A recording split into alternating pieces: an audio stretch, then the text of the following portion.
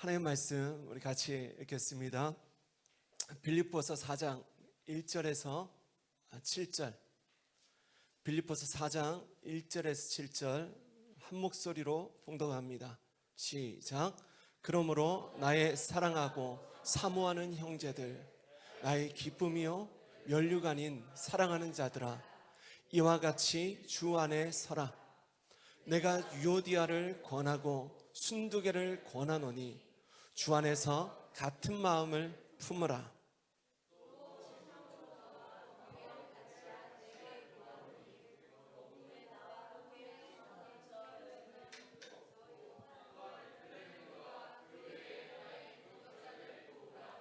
그 이름들이 생명책에 있느니라.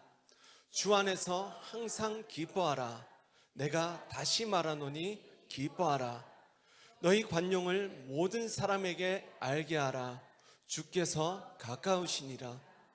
아무것도 염려하지 말고 다만 모든 일에 기도와 간구로 너희 구할 것을 감사함으로 하나님께 아뢰라.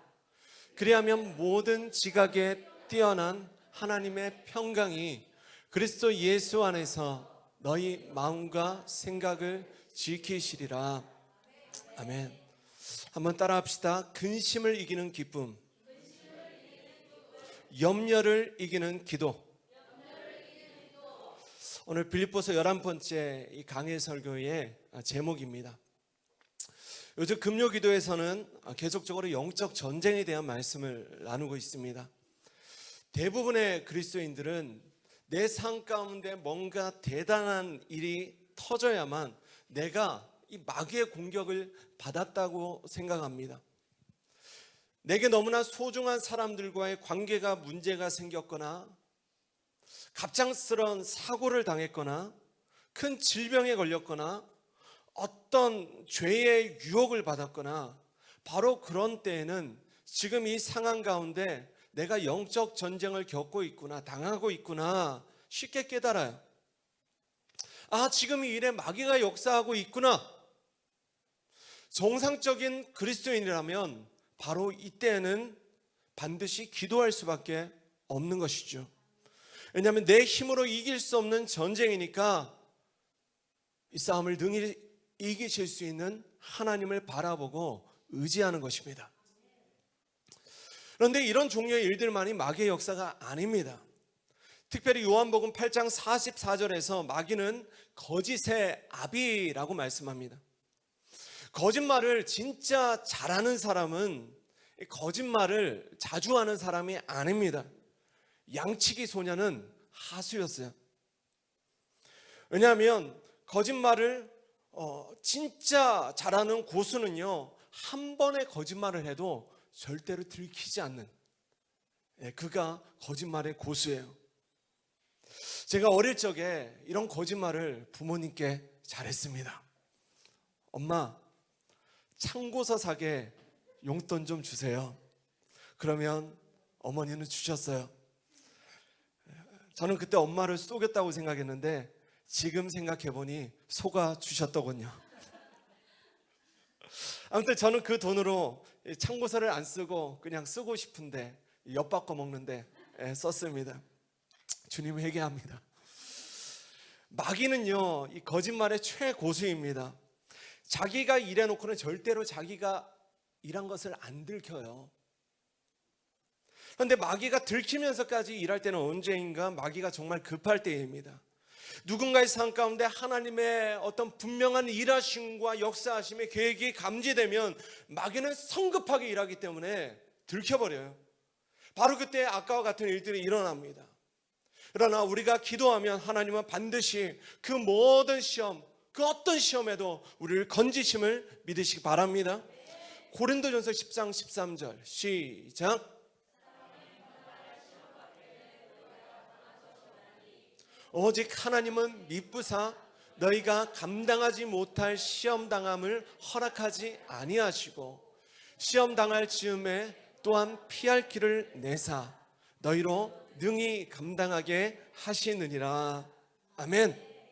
비록 마귀가 아무리 강하게 역사하는 그런 시험을 우리가 당할지라도 하나님은 피할 길을 내신다는 거예요. 능히 감당케 하신다는 것을 믿으시기 바랍니다. 얼마 전 교회에서 처음 독서 모임을 했던 이 스크루테이프의 편지라는 책을 보면 마귀가 일하는 방식을 아주 자세하게 묘사하고 있습니다. 그런데 계속해서 이 악마 지휘관이에요. 스크루테이프가 그의 조카인 악마, 조카 악마,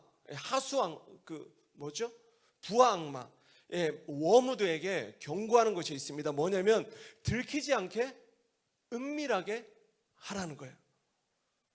그래서 오늘은 마귀가 안 들키고 역사하는 수많은 방식들이 있지만 그 중에 염려와 근심이라는 이 두 가지 공격에 우리가 어떻게 맞설 수 있는가, 또 어떻게 이길 수 있는가에 대한 말씀을 나누고자 합니다. 근심과 염려, 이 두 단어는 얼핏 비슷해 보이지만 국어 사전을 보면 그 의미가 비슷해 보이면서도 완전히 다름을 알게 됩니다. 먼저 근심의 뜻이 이래요.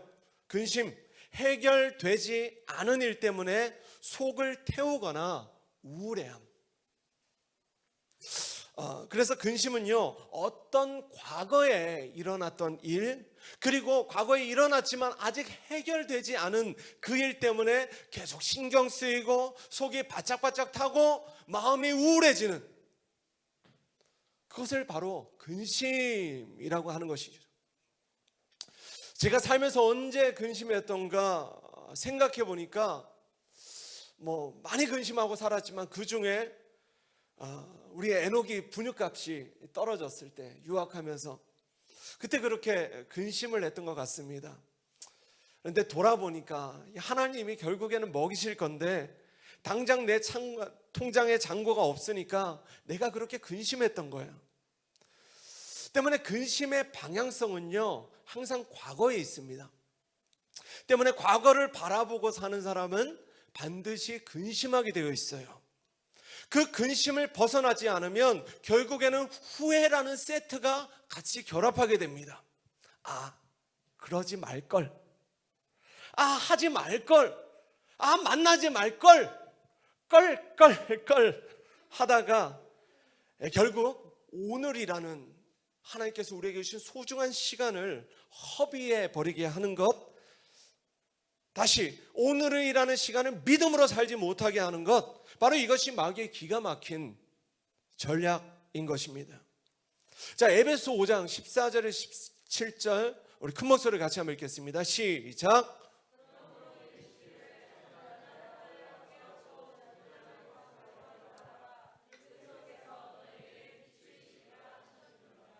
그런즉 너희가 어떻게 행할지를 자세히 주의하여 지혜 없는 자같이 하지 말고 오직 지혜 있는 자같이 하여 세월을 아끼라. 때가 악하니라.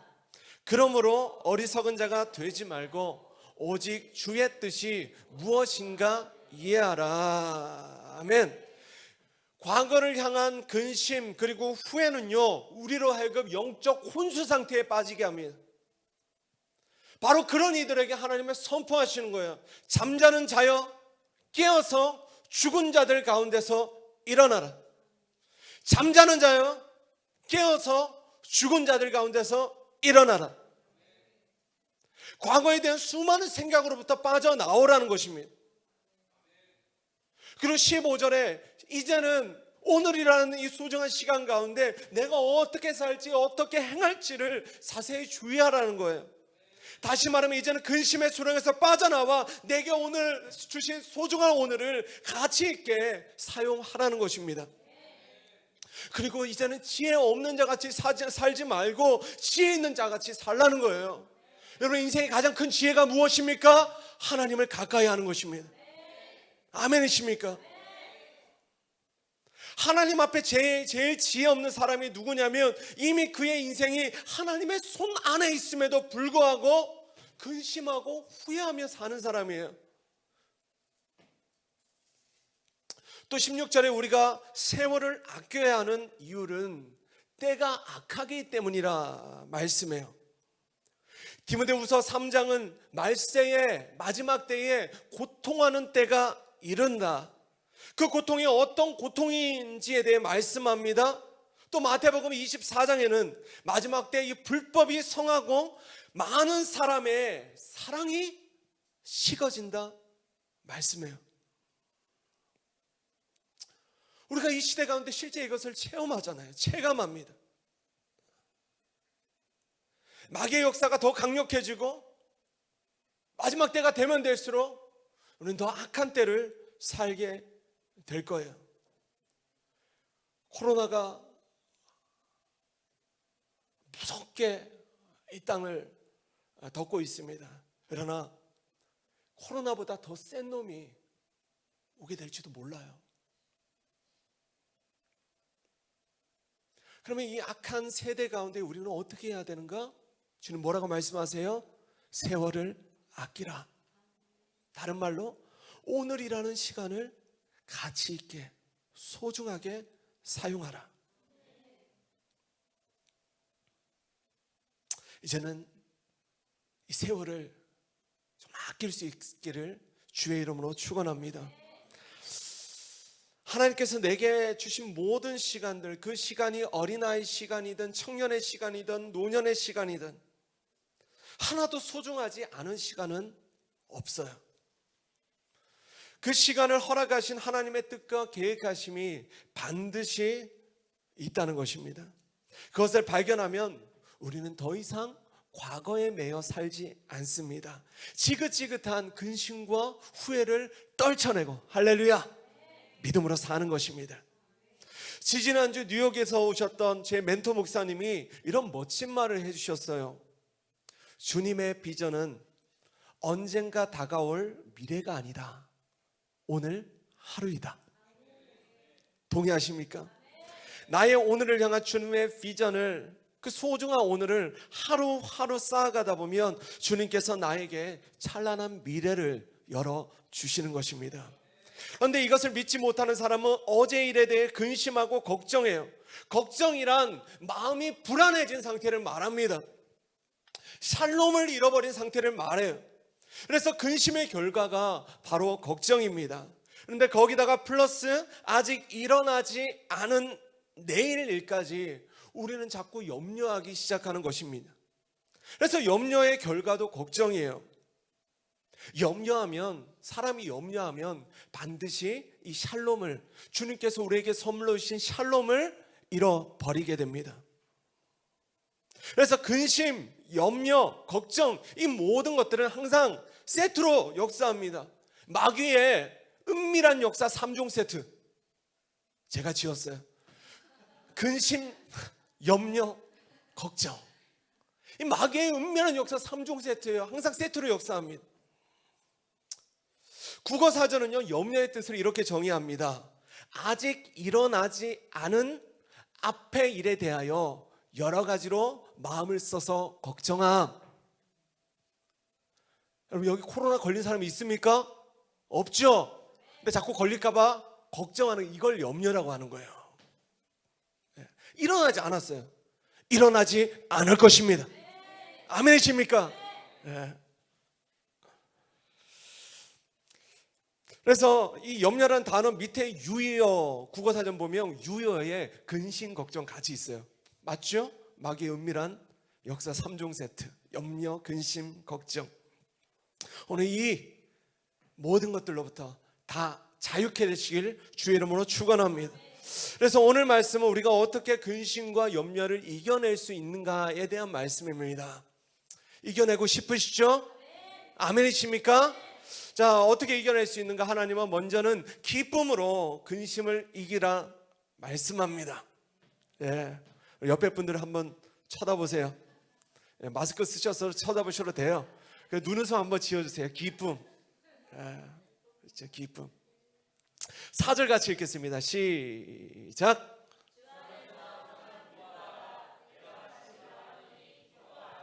아멘. 우리가 주 안에서 항상 기뻐하라는 것입니다. 그 기쁨의 근심을 이기게 한다는 거예요. 그렇다면 당시 이 빌립보 교회와 바울에게는 어떤 근심이 있었는가? 근심이 있었으니까 기뻐하라는 거예요.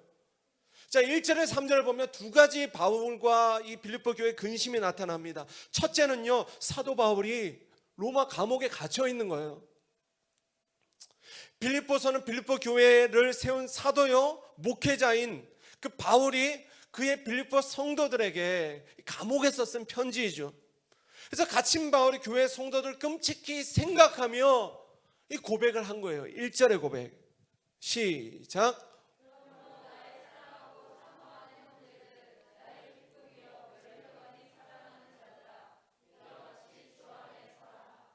이 바울이 그의 성도들을 얼마나 보고 싶어하고 그리워하고 사랑하는지 마음이 느껴지십니까?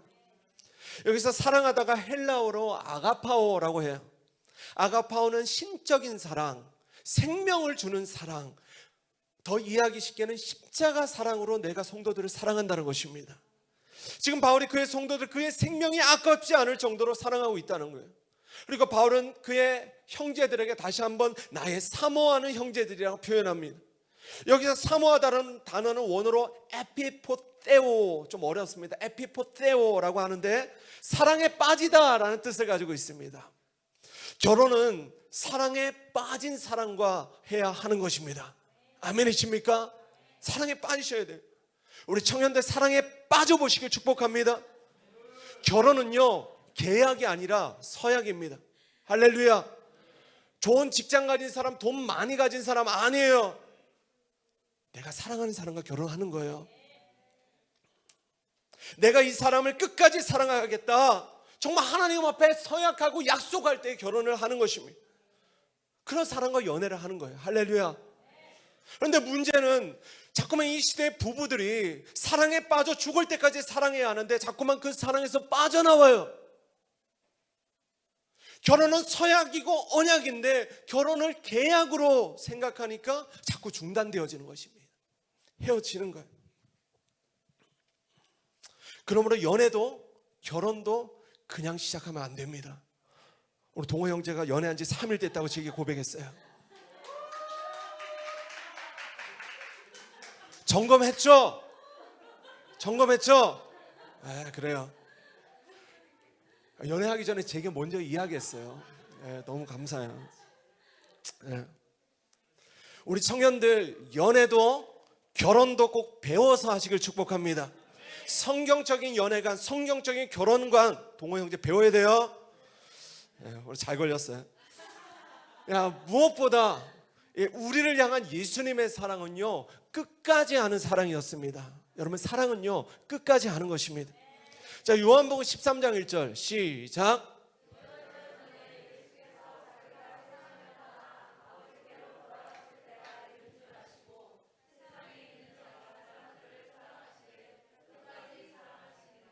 아멘. 하나님께서 자기의 백성들을 너무 사랑하셨습니다. 예수님은 그런 하나님 아버지의 사랑을 품고 이 땅에 오셔서 맡겨진 영혼들을, 자기 사람들을 끝까지 사랑하셨어요. 또 그 하나님 아버지의 마음을 아는 이 시대의 사역자들, 이 시대의 영적 부모는 내게 맡겨진 영혼들을 절대로 포기하지 않아요. 끝까지 사랑하는 것입니다. 진짜 사랑을 해보면 그 사랑의 맛이 얼마나 중독성이 강한지를 알게 됩니다. 빠져나올 수가 없어요. 저도 이 주스미 홀릭에 빠져서 결혼을 했어요. 주스미 중독. 중독의 특징이 뭡니까?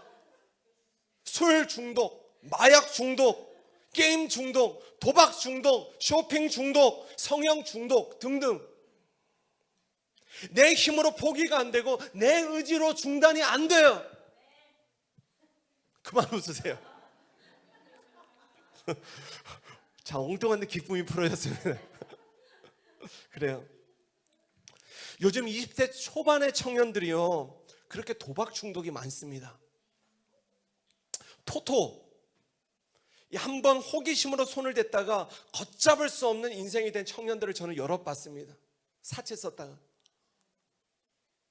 그런데 저는 하나님을 만나고 다양한 중독으로부터 빠져나오고 자유케 되는 사람들도 많이 봤습니다. 하나님과 정말 사랑에 빠져보면 그 사랑의 중독이 되는 거예요. 그러면 나를 중독해 했던 수많은 것들이, 왜냐하면 하나님의 사랑에 중독되는 게 제일 세니까, 할렐루야. 제일 그 사랑이 강력하니까, 할렐루야.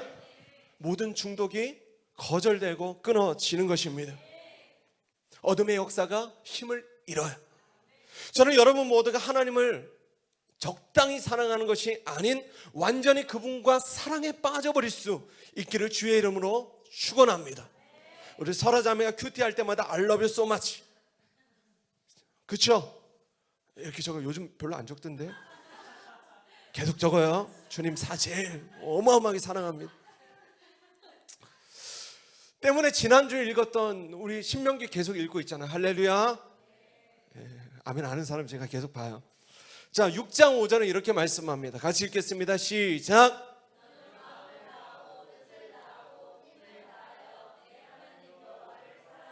자, 이 말씀을 메시지 성경으로 보면 더 와닿습니다. 시작.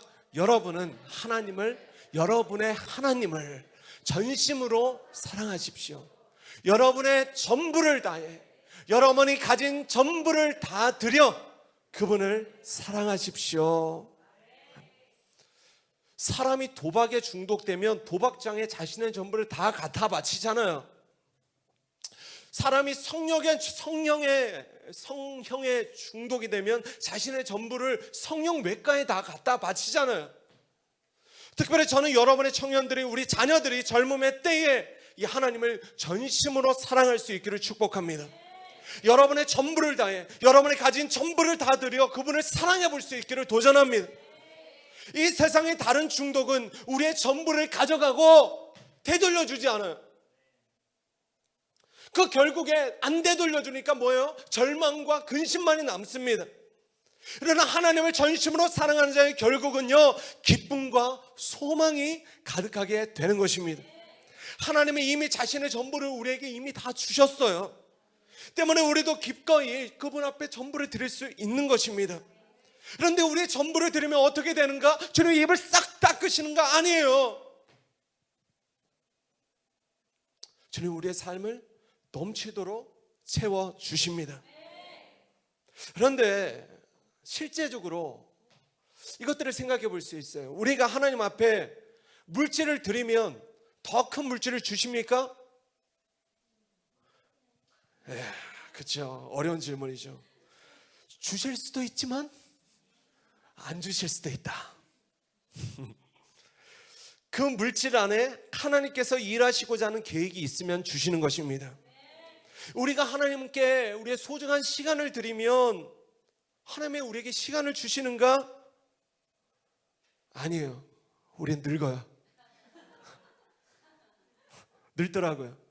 나이를 먹습니다. 그러나 한번 따라합시다. 나이를 아름답게 먹는다. 아멘이십니까? 예. 저희 교회 우리 장년들 보십시오. 다 동안이잖아요. 할렐루야. 우리 권사님 보세요. 우리 권사님 나이 들으면 깜짝 놀랍니다. 말하지 않겠어요? 예. 노년이 되어도 그 얼굴에 주님 주시는 기쁨과 평안이 가득하기 때문입니다. 우리는 하나님 앞에 무언가를 바라고 그분을 사랑할 자들이 아닙니다. 사랑에 빠진다고 하는 것은 어떤 대가를 바라고 하는 게 아니에요. 그냥 사랑할 수밖에 없는 것입니다. 한 영혼을 우리 주님의 사랑으로, 우리가 주님의 가슴으로 진짜 사랑해 보면 그 사랑에 중독이 돼요. 포기가 안 돼요. 여러분 포기가 안 돼요. 할렐루야. 오늘 1절에 바울처럼 대가 없는 아가파오의 사랑에 빠져버리는 에피포테오의 그 사랑으로 주님의 피로 값주고 사신 교회와 한 영혼을 끝까지 사랑할 수 있게 되는 것입니다. 그래서 다시 1절로 돌아가 보면, 그러므로 나의 사랑하고 사모하는 형제들, 나의 기쁨이요 면류가 아닌 사랑하는 자들아, 이와 같이 주 안에 살아 말씀해요. 그렇게 사랑하고 사모하는 형제들에게 이렇게 고백하는 겁니다. 너희는 나의 기쁨이다. 나의 면류관이다. 면류관이란 자랑을 말합니다. 자랑. 한번 옆에 분들에게 고백합시다. 당신은 나의 기쁨입니다. 한 번 더, 당신은 나의 자랑입니다. 예. 우리가 잊고 사는 진리가 있습니다. 내가 감히 하나님의 기쁨이라는 거예요. 내가 감히 하나님의 자랑이라는 것입니다.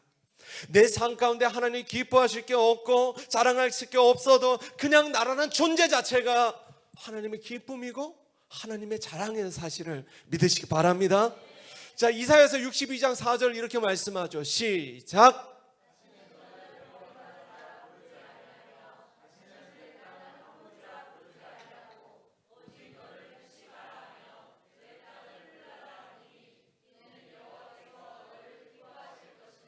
내 땅이 결혼한 것처럼 될 것임이라. 아멘. 자, 여기서 헵시바의 뜻이 뭐냐면 나의 기쁨이 너에게 있다라는 뜻이에요. 뷸라, 나의 신부라는 뜻입니다. 하나님이 우리를 신부 삼으시고 그 신랑의 기쁨으로 우리를 사랑하신다는 것입니다. 제가 우리 주수미 사모님을 사랑하듯이 그 기쁨으로 주님이 우리를 사랑하신다는 거예요. 왜? 기분 나쁘세요? 네. 자, 오늘 그렇게 사랑하시는 성도들에게 주님은 우리에게 말씀하십니다. 주 안에 서라. 그러므로 너희는 이제 주님 안에 서라. 여기서 서라는 것은 원어로 보면 군대 용어입니다. 영화 300을 보면 300용사가 방패로 수많은 적들을 막아서잖아요.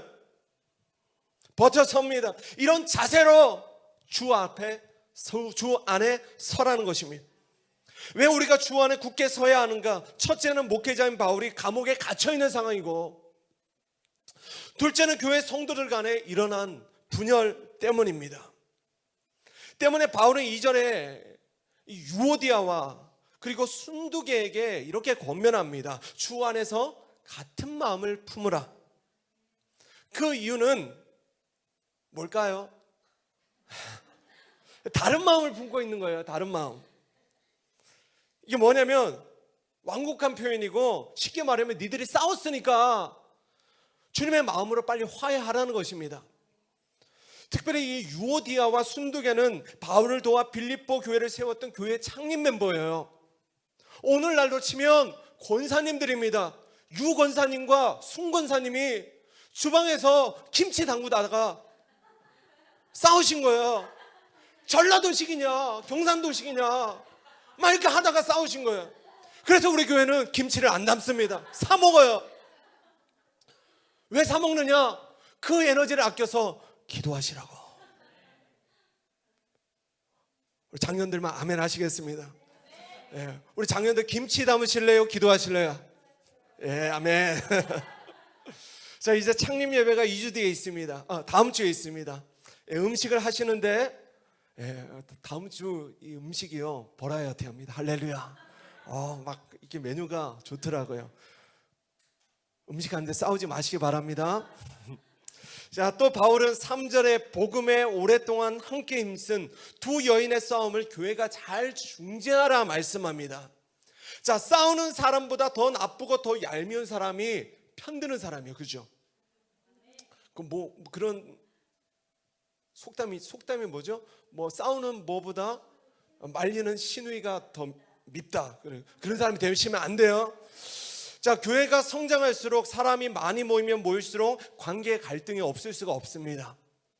더 많은 사람들이 오게 될 거예요. 할렐루야. 그런데 어떤 갈등이든 저는 여러분 모두가 중재자로 화평케 하는 자로 설 수 있기를 축복합니다. 그래서 바울은 이 두 가지 근심을 어떻게 해결할 수 있는가, 그 해결책으로 4절을 말씀하는 거예요. 4절 시작.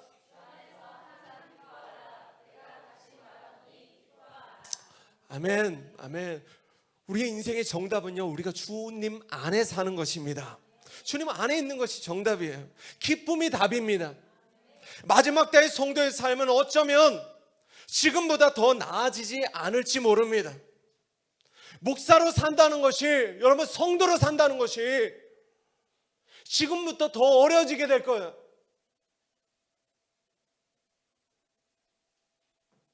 성경에서 예언하고 있기 때문입니다. 고난과 어려움이 있을 겁니다.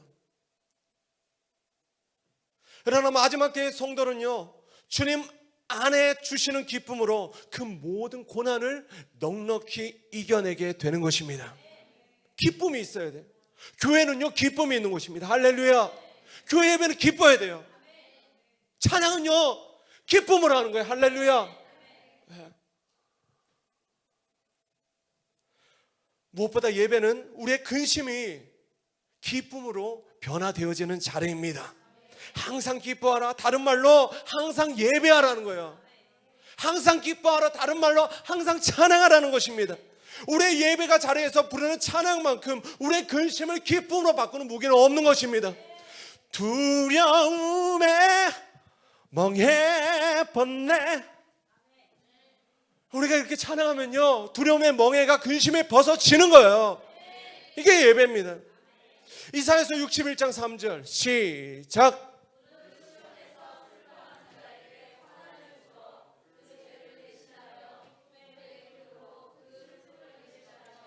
찬송의 옷으로 그 근심을 대신하시고. 아멘이십니까? 예, 찬송의 옷. 여러분, 찬양을 해도 근심이 가득하면 그 사람은 찬양을 안 한 겁니다. 이해가 되십니까? 주님이 우리에게 주시는 찬양은요, 찬송은요, 그 찬송의 옷을 입으면 근심이 떠나가요. 오늘 예배가 찬송의 옷으로 다시 단장하는 예배가 되길 소원합니다. 그래서 메시지 성경도 이렇게 번역해요. 날마다 온종일 하나님을 찬양하십시오. 하나님께 푹 빠지십시오. 그러시는 거예요. 많은 사람들이 착각합니다. 기쁨이, 목사님, 제 마음에 기쁨이 있어야 찬양을 하죠.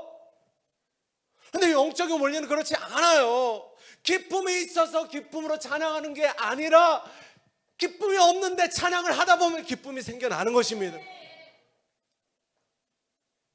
그러므로 내 마음이 근심으로 가득할수록 우리는 더더욱더 입을 꾸역꾸역 열어서 찬양해야 되는 거예요. 내 영혼이 무기력할수록 내 의지를 다해서 박수를 치셔야 돼요.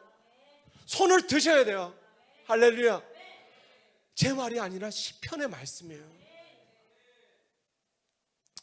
바로 그때 우리는 근심을 찬송의 옷으로 바꾸시는 하나님의 능력을 경험케 되는 것입니다. 여러분요, 감사하셔야 돼요. 우리 교회 같은 사이즈에 이런 찬양을 하나님 앞에 들을 수 있는 데가 없습니다. 저는 단언코 없다고 말씀드리고 싶어요. 조금 있을지 모르지만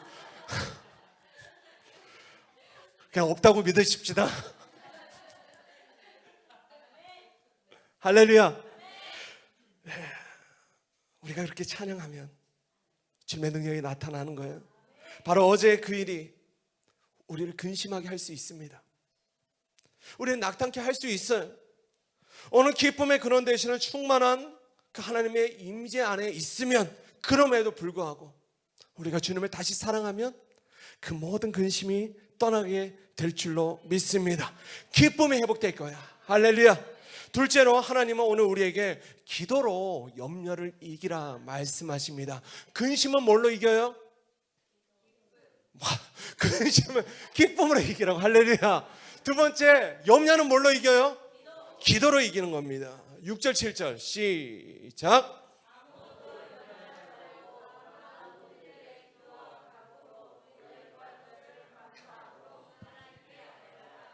그리하면 모든 지각에 뛰어난 하나님의 평강이 그리스도 예수 안에서 너희 마음과 생각을 지키시리라. 아멘.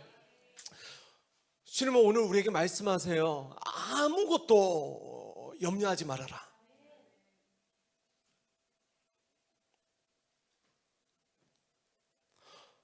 주님은 어떻게 염려를 안 하고 삽니까? 라고 이야기할 수 있지만, 그럼에도 주님은 우리에게 아무것도 염려하지 말아라 말씀하십니다. 왜 염려하지 말라냐면, 이 염려라는 단어를 원어로 보면요, 질식시키다라는 뜻을 가지고 있습니다. 그 염려는요, 우리를 질식시켜요. 때문에 주님은 우리에게 염려하지 말아라. 왜냐면 네가 죽으니까. 염려가 네 모든 목을 졸라매니까 염려하지 말라 말씀하시는 거예요. 앞서 말씀드렸듯이 염려는요, 아직 일어나지 않은 미래의 일들을 우리가 벌써 일어난 것처럼 미리 걱정하는 것입니다. 지금 이 땅이 염려로 가득하잖아요. 저도요, 솔직히 고백하면 워낙에 그 체질 자체가 염려 체질입니다. 어릴 때부터 염려 무지하게 했어요. 그런 사람들 있죠. 소풍 전날 잠 못 자는 아이들. 제가 그랬어요. 소풍 전날 그렇게 잠이 안 와. 왜요? 비 올까 봐. 예. 그러니까 우리는요, 걱정하지 않아도 되는 일은 너무 걱정하고 삽니다. 비 올까 봐 그렇게 염려했는데 제 기억으로 소풍 때 비 온 적이 거의 없었어요. 근데 항상 잠을 제대로 못 잤습니다. 소풍을 쾌행하게 이렇게 갔어요. 이게 뭡니까? 잘못된 믿음을 가져서입니다. 여러분, 잘못된 믿음을 가지면요, 버스 못 탑니다. 그쵸? 사고 날까 봐. 저 사람이 정신병자면 어떡하지? 여러분, 잘못된 믿음을 가졌으면 여러분 오늘 뭐 대중교통 이렇게 타고 오신 분들 있잖아요. 못 가요. 신천지면 어떡하지? 코로나 걸렸으면 어떡하지? 우리 모두가 오늘 가져야 될 바른 믿음이 있습니다. 그것은 하나님의 말씀으로부터 말미암는 믿음입니다. 나의 믿음을 경험해 두면 망합니다. 나의 믿음을 환경에 두면 망합니다. 나의 믿음을 사람의 말에 두면 망해요. 여러분의 믿음을 하나님의 말씀에 두셔야 합니다. 하나님의 사람들의 결론은요, 항상 하나님의 말씀이 되어야 합니다. 내 머릿속에 가득한 염려의 생각들을 결론 삼게 되면 내가 염려한 대로 되는 거예요.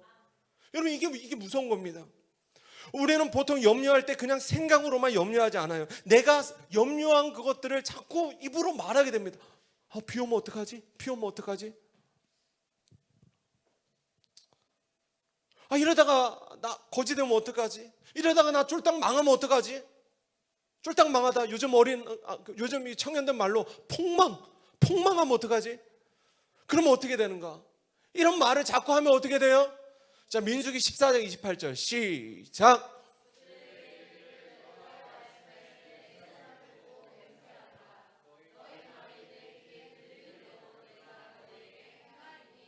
자, 이게 뭐냐면 하나님께서 우리의 기도에 응답해 주신다는 말씀이 아닙니다. 내가 뱉은 원망과 불평의 말, 그 말 그대로 하나님이 응답해 주신다는 거예요. 이건 무서운 겁니다. 이거는 절대 우리가 응답받지 말아야 될 응답이에요. 죽겠다? 미치겠다?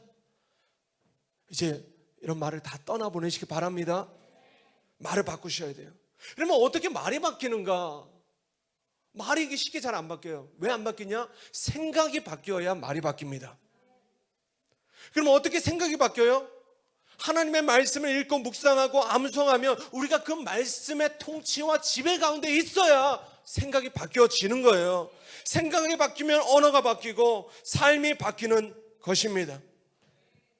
한번 따라합시다. 생각이 바뀌면 언어가 바뀌고, 언어가 바뀌면 삶이 바뀐다. 저는 특별히 오늘 성도들에게 예레미야 29장 11절 말씀을 선물로 주고 싶습니다. 같이 읽겠습니다. 시작.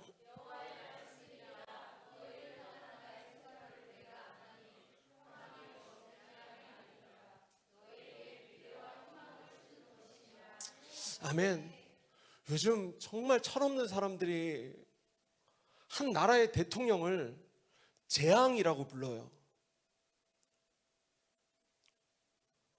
내가 좌파냐 우파냐 어떤 정치적인 성향을 가졌던 간에 한 나라의 대통령이 이렇게 부르는 것은요, 어리석은 일입니다. 요즘 나라가 많이 어렵죠. 그러나 이 나라를 향한 하나님의 생각은 재앙이 아니라 평안임을 믿으시기 바랍니다. 아멘을 크게 한번 하시기 바랍니다. 우리 모두를 향한, 우리의 삶을 향한 하나님의 생각은 재앙이 아니라 평안이에요.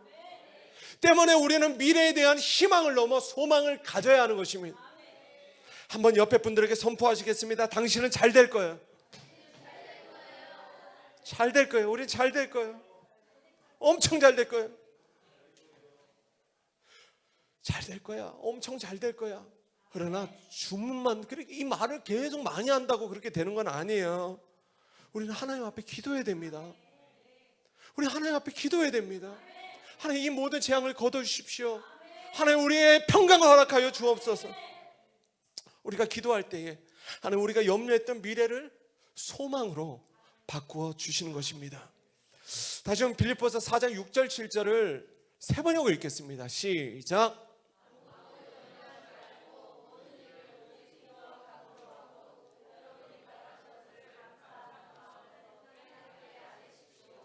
그리하면 사람의 헤아림을 뛰어넘는 하나님의 평화가 여러분의 마음과 생각을 그리스도 예수 안에서 지켜줄 것입니다. 아무것도 염려하지 말아라. 이게 뭐예요? 염려할 시간에 기도해라는 겁니다. 그냥 기도를 넘어 간구해라, 간절히 구해라. 그리고 걱정하며 기도하지 말고 감사하는 마음으로 구해라. 이러면 사람의 헤아림을 뛰어넘는, 사람의 지식과 경험을 뛰어넘는 하나님의 평화가, 그 샬롬이 우리의 마음과 생각을 예수님 안에서 지켜주신다는 말씀입니다. 사랑하는 여러분, 절대로 염려하지 마시기 바랍니다. 베드로전서 5장 7절 시작.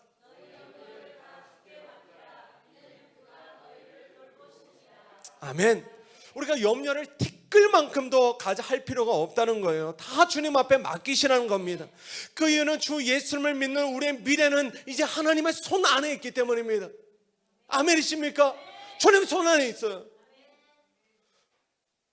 여러분, 대한민국은요, 기도로 세워진 나라입니다. 이 나라의 미래는요, 하나님의 손 아래 있는 줄로 믿습니다. 주님의 돌보신다, 세상 끝날까지 우리를 돌보신다 약속하셨어요. 어떤 어머니가 금요기도에 나와서 열심히 자녀를 위해 이렇게 기도했습니다. 하나님, 우리 아들이 멋진 하나님의 사람이 되게 해주세요.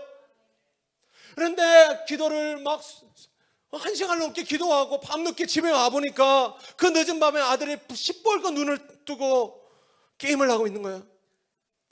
그때 뚜껑이 열린 엄마가 이렇게 이야기합니다. 엄마가 볼 때 네 인생은 글렀다. 이게 뭐예요? 기도해놓고 염려하는 것이죠. 비록 이 녀석이 게임을 하고 있어도 이 녀석이 지금 이래도 언젠가는 멋진 하나님의 사람이 될 거야.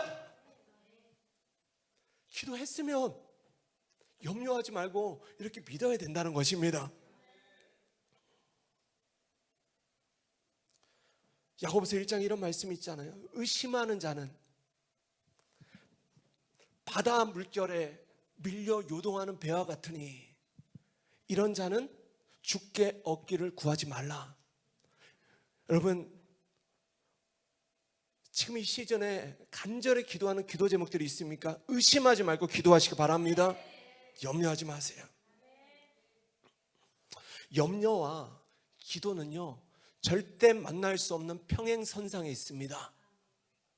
만나지를 않아요. 이게 뭔 말입니까? 염려하면서 기도할 수 없고 기도하면서 염려할 수 없는 거예요. 염려하면서 기도한다? 절대 응답 못 받아요. 기도하면서 염려한다? 이건 기도가 아닌 거예요. 전에 어떤 청년 하나가 큐티에 이런 글을 올렸습니다. 염려할 시간에 기도나 하자. 한번 옆에 분들이 이렇게 축복합시다. 염려할 시간에 기도나 하세요.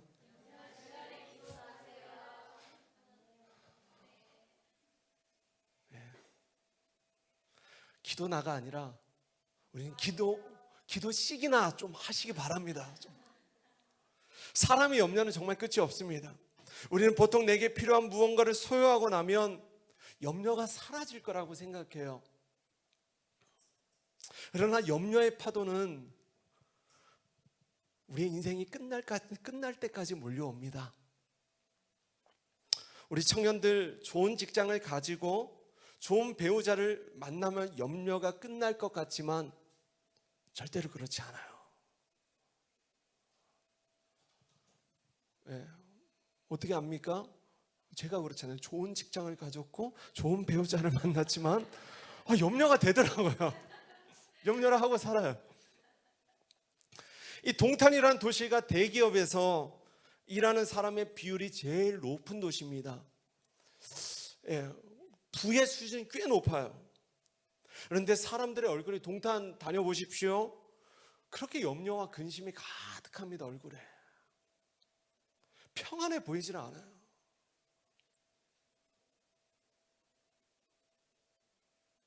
우리 동일성 이사님을 라오스에 정말 없는 애들, 쓰레기 더미 뒤지는 애들, 그런 애들 돌보다 왔잖아요. 걔네들을 표정 보면 행복하잖아요.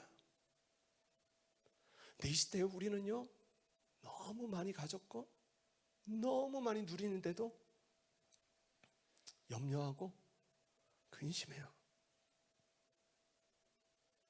평안해 보이질 않아요. 왜요?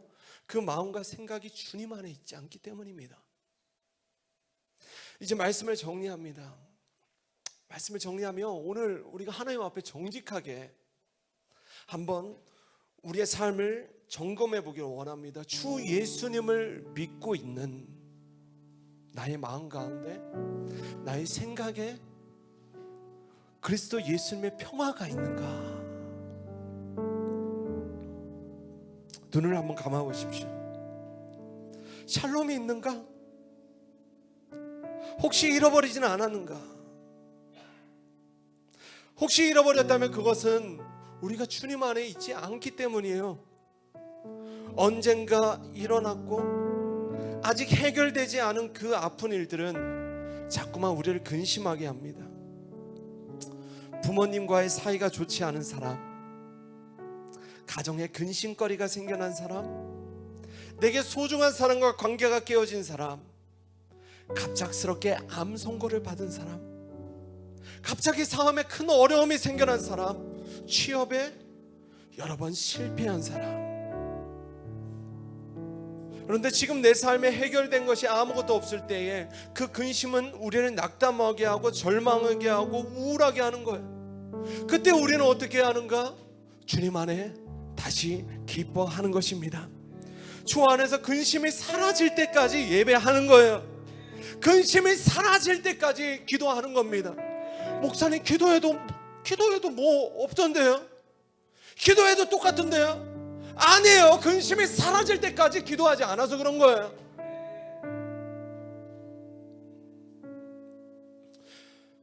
기쁨의 찬양을 멈추지 마시기 바라요. 그러면 주님 주시는 기쁨의 근심을 이기게 해요. 환경이 변하지 않아도 환경을 초월하는 기쁨을 가지게 되는 것입니다. 마지막 때에 주님의 교회는요, 예배하며 모든 고난을 통과하게 될 것입니다. 마지막 때에 주님의 교회는요, 찬양하며 모든 어려움을 노래하며 통과하게 될 거예요. 근심으로 가득한 사람은 반드시 미래도 염려하게 돼요. 여러분, 왜 그렇게 염려하십니까? 저는 너무 오랫동안 큰 가난에 허덕였어요. 그러면 그 사람은요, 지금은 괜찮아져도 다시 가난해질 것을 염려해요. 전에 누군가에게 버림을 받았어요. 그러면 그 사람은 지금 내 옆에 소중한 사람이 있음에도 불구하고 다시 버림받지 않을까 염려합니다. 사랑하는 여러분, 이제 더 이상 염려하지 않으셔도 돼요. 우리가 하나님께 기도하면 반드시 소망 가득한 미래를 맞이하게 되실 겁니다. 제가 중3 때 술에 취한 아버지에게 처음 반항이란 것을 했습니다. 술에 취한 아버지를 바깥 다리를 걸어서 넘어뜨렸어요. 그때 화가 나신 아버지가 망치를 들고 저를 쫓아오셨어요. 그때 저는 제 인생에 가장 큰 공포를 느꼈습니다. 전 너무 무서워서 잠옷바람으로 산으로 도망을 쳤어요. 그때 산에서 새벽이 밝아올 때까지 추위에 바들바들 떨며 수많은 생각을 했습니다. 이제 내 인생은 망했다. 우리 가정은 망했다. 저는 수많은 근심과 걱정으로 그 밤을 보냈어야 했어요. 그러나 새벽은 오더라고요. 그 모든 아픔의 시간들이 내가 주님 안에 있으니까 다 지나가더라고요. 사랑하는 여러분, 다 지나가는 것입니다. 그리고 그 모든 시간에 감춰진 하나님의 중요한 레슨이 있는 거예요. 가르침. 우리가 이 시간 같이 기도하기 전에 이 찬양이 생각이 났습니다. 우리 자리에서 한번 일어나 우리 찬양할 때 이 찬양으로 하나님 앞에 한번 기도합시다.